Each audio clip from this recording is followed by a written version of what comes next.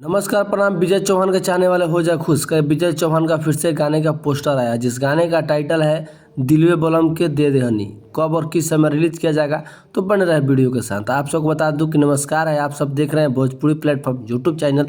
आप सबको बता दूं आप सबके चहेता विजय चौहान आप सबके लेकर लोकगीत लेकर आए हैं, जिस गाने का टाइटल काफ़ी दिलवे बलम के दे दे हनी। आप सबको बता दूं इस गाने को बहुत जल्द रिलीज किया जाएगा, जिस चैनल पर रिलीज़ किया जाएगा द LSB म्यूजिक पर इस गाने को रिलीज़ किया जाएगा।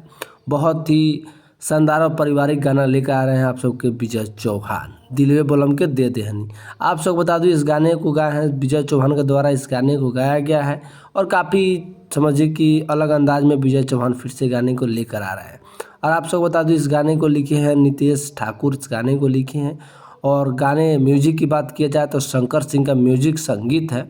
अब समझिए कि ये भी गाना बहुत लोगों को दिल पर राज करने वाला है, जिस गाने का टाइटल ही है दिलवा बलम के दे दे हनी।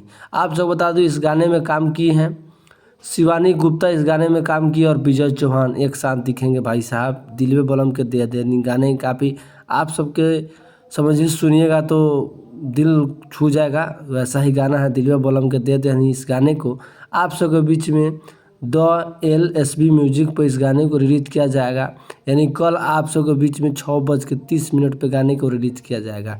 तो आप सब जाइए इस गाने को सुनिए और इसी तरह का वीडियो देखने के लिए भोजपुरी प्लेटफॉर्म यूट्यूब चैनल को सब्सक्राइब कर लीजिए।